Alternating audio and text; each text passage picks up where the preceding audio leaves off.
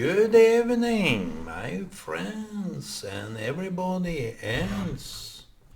It has been a crazy Shabbat, and I got my selfie lamp.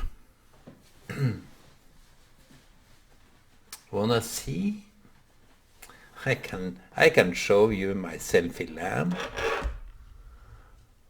This is my selfie lamp.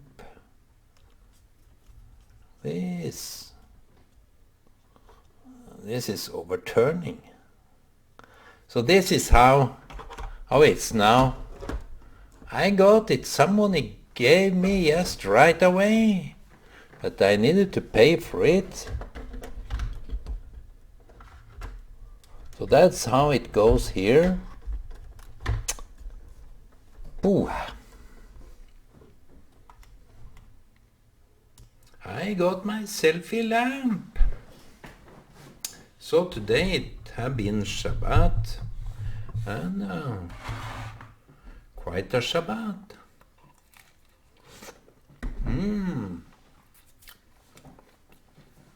Yeah.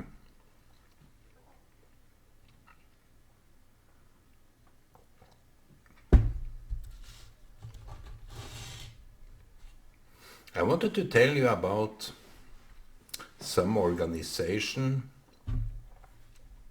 Let me take you there.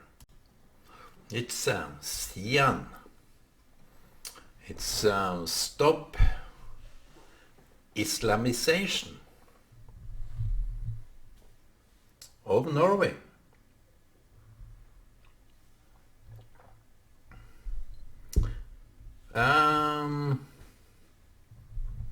Stop Islamization of Norway, Sian. You know, every time I eat something, I drop something. So, that's how it goes here.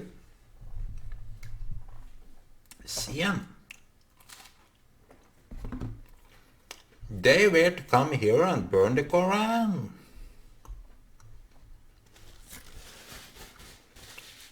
Come here and burn. It's their Bible, so to say.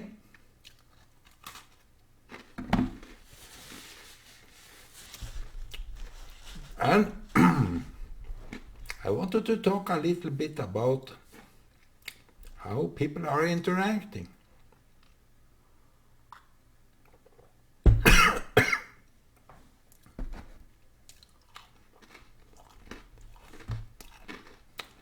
I got tear gassed today. I was tear gassed. Somebody don't like me to do this video.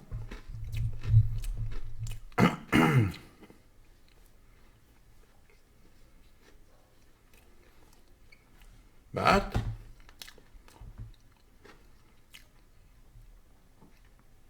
I can show you a clip of that. I went to town later this day because what is happening? Later this night, I couldn't sleep. But it was okay. I was taking it easy and relaxing, so I didn't mind it much. But I got to sleep a little bit later, and someone called me, and I wanted to see the demonstration from Sian. And I went there. I went into the flock. My friend, my daughter, didn't like that, so she went away. And I wanted to show you what happened.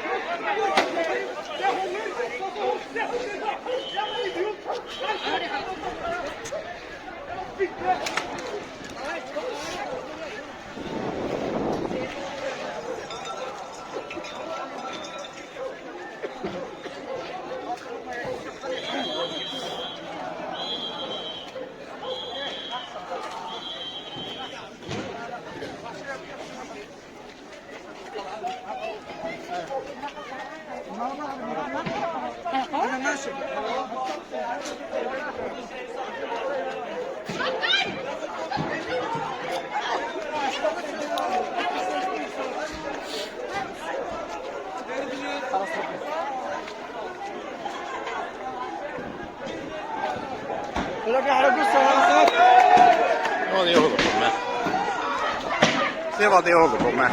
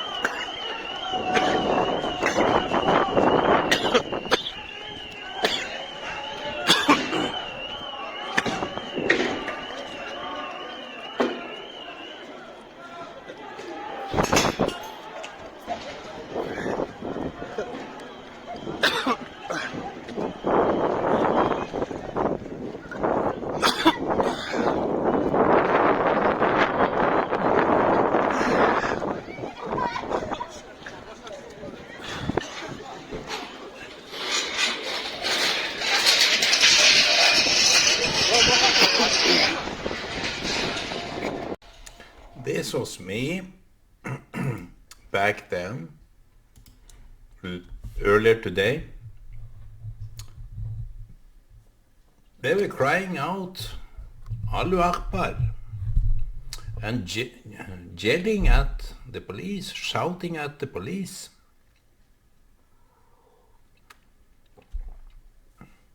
I went into this horde of seemingly to be Muslims.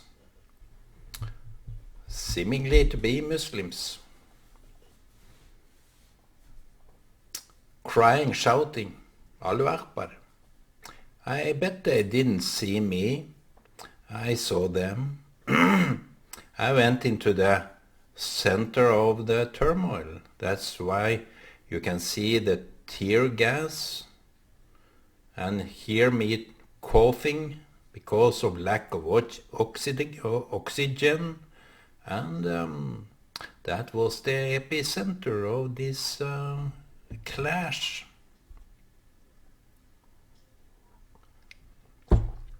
You see a man throwing a stone or stones, bricks, like the part of my head toward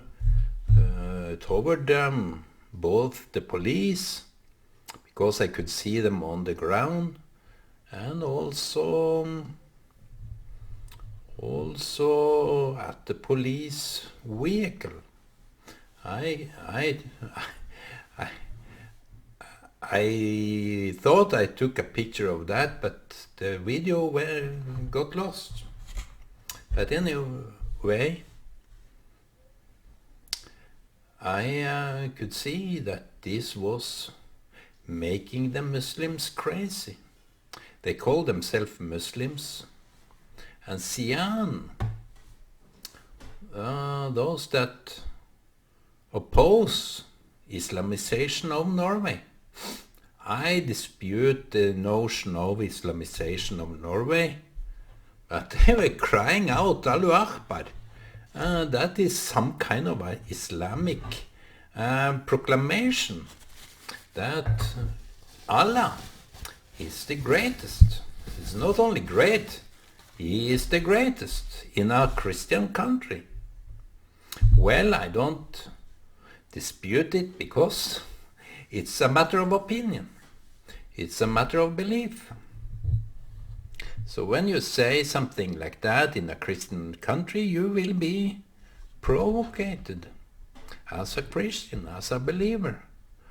This is, if you know this language, Arabic language, but you see those stone throwers, I didn't recollect any of those Muslims I know and have been talking with that was there throwing stones. I didn't see any of those. But there were some foreigners, I bet, and they were burning tires on their wheel, cracking up their car, as if they were hooligans. Those, and I will call them rightfully so, they were hooligans. Hooligans of the street, hooligans of the what do you call this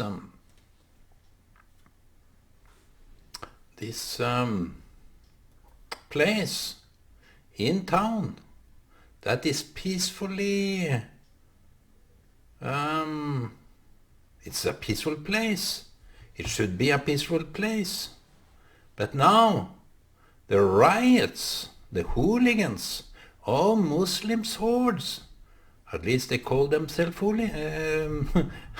Muslims, because it's that kind of notion that they are determining the rule, they are setting the rule of the day. In Norway, go back to where you are coming from. Not that I seriously mean that, but I just say, do this in your own country and look what is going to happen. Look, who is rioting against Hamas in Gaza? Who is rioting against Hezbollah in Lebanon? Who is rioting against governments in those Muslim countries they are coming from? Who are rioting like that? Because they remove all their rights to disagree. If you criticize their leaders, you will be killed. That's the name of their game, on their turf. That's their turf.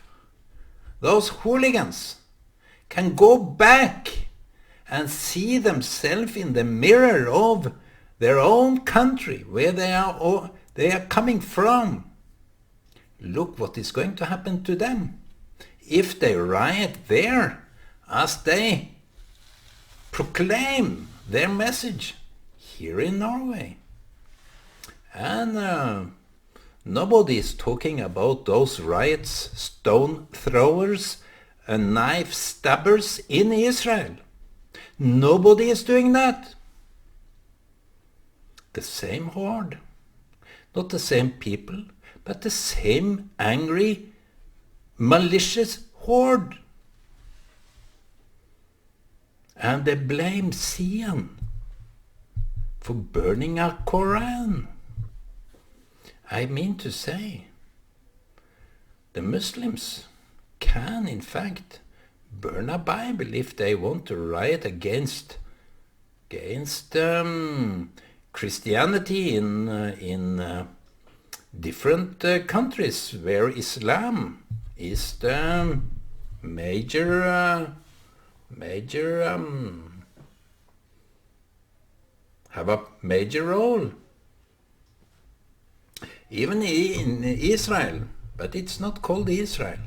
It's called Jordan, where the Temple Mount of Jerusalem is. And the Muslim have the stomach, have the rudity to them, that they can deny Jews, Christian, to go up on those places, on the Temple Mount, and deny them to pray to God. That's how hooligans behave. And regarding Israel today, they gathered stone in the Dome of the Rock, if you know what that place is. Dome of the Rock is, you see the golden golden temple of Jerusalem, you see that, you know that. They had gathered heaps of stones, rocks, in order to throw at those that are coming from the Jewish side to come and pray, a peaceful prayer. And what you know, someone wanted to slaughter a sheep. I think it was a sheep. It was just recently.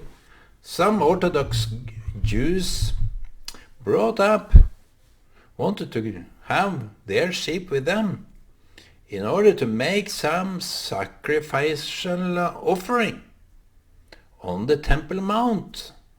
That was their idea. And it was not because of the animal and that you shouldn't kill an animal, and those Muslims are so animal caring. They care about animals, I know, but the hooligans, they throw the stones at the Jews that wanted to pray. And the Jewish Israeli police were putting those Orthodox Jews that brought this sheep, they threw them in jail. So this is now happening in Sandefjord, Norway. Those hooligans that call themselves Muslims, I saw one of them were running up to one of those hooligans and said, "Stop, stop, stop." So I believe some have guts. Some of the Muslims in Norway, as everywhere else, have the guts to say, "Stop this. You are not benefiting our cause." And Sian have this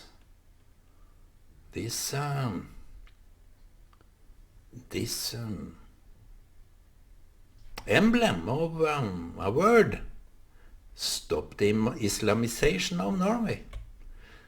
And for now, I don't really believe in that idea that is going to happen, because we are civilized, and we are not backing on backwards for those. No, but it's kind of the hordes today.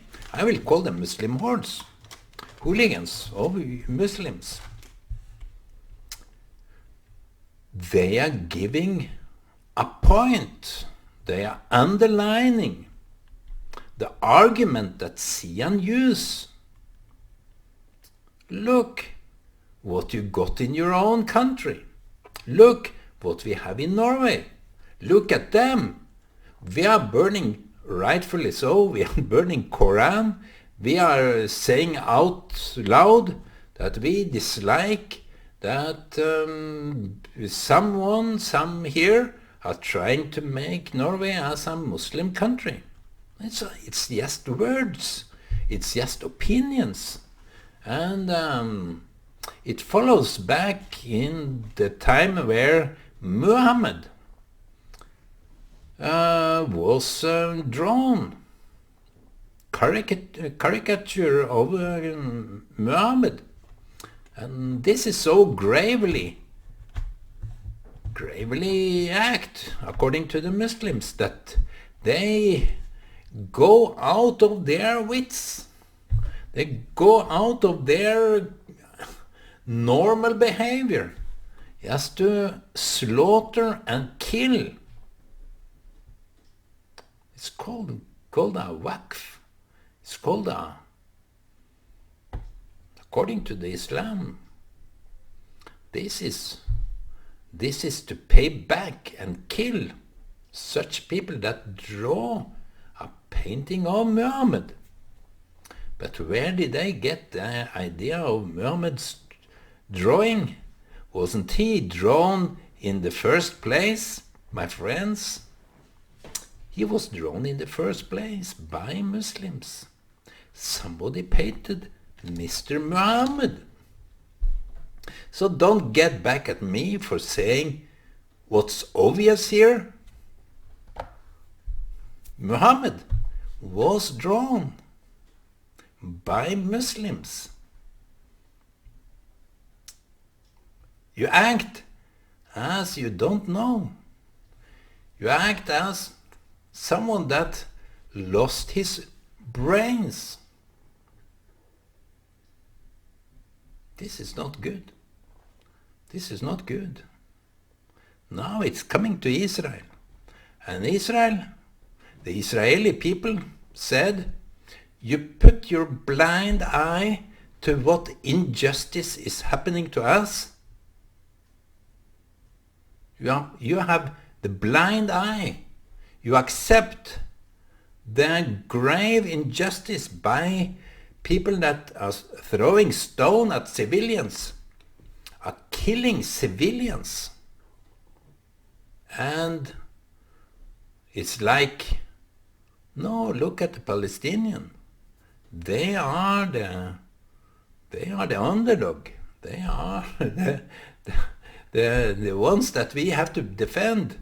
But I have one word for you. That riots in the streets like that. You are not to play the terrorist and the victim at the same time. You that riot with the rockets, with stones, bricks and stones and knives. You are not to play the victim here. We have no tolerance for that kind of obsessive, evil, law-breaking acts. So listen well, my friends. You are not to play the victim role here, as at the same time you terrorize people around you. No, you can't do that. That is not for you to do. Nobody can do that. And I went ahead after this smoke. I was losing my breath. I was really in pain. I was desperate after air. So I was crying with tears, and it was not a laughing situation, I know, but it was, looking back, I was like, I wanted to be sick, throw up and everything, and I recovered myself fast enough, and I saw a Muslim laying on the street. I got to see him because he was not well.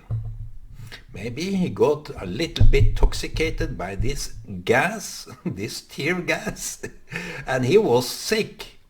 I could see that. He was laying down on the street, and I went to him and asked, "How are you?" "Oh, no, I didn't catch much, but do you want some water? I can give you some water." He was a little bit hesitant, but he accepted and reached out his hand so I could fill it up and he could wash his face. So he was thanking me, this Muslim, afterwards. And it's okay, human, we have to be mensch. And I went further to the department of... they were standing there. I wanted to talk to someone that was in charge or had some responsibility or looked official clothing. So I met the two ladies that was from the conflict department. It was written, conflict department. Konfliktrådet. And I said there should be a limit to what the police is accepting when people are throwing stones like that. Oh, there are two sides of the story. And I said to them, enough with this psychoanalytic, because you put something of a reason. It's only words against words. So if I say something, I should accept and respect and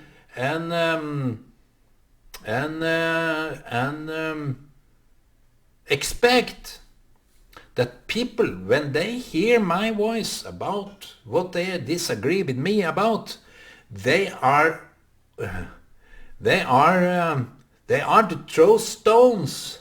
They are to hit me down. They can do whatever they want to do with me. No, it's going to be precautions about, it's going to be some arrest and so on. Yes, it should be. This is not okay. So I was I was debating even them because I thought it was rather brain-dead that you could defend such a malicious act. That those that were throwing stones, it have to be some limits. It's okay to cry out loud that you disagree or burn a Bible or whatever you can do to provocate back. But throwing stones and bricks like this size here is something way out of line. So they say that the only so tragic here is that there are children around. And I said, yes, it's true. But now the children knows what's going on. No, it shouldn't be so. But I said, they can decide for themselves what they want to do. They are seeing the reality in their face. And now they have seen it firsthand. Maybe they are shocked. But I will address the parents. Why are you bringing the children to this kind of situation? Haven't you any responsibility to your children? My daughter, which is 30 now, she was not willingly to go into this epic center of turmoil.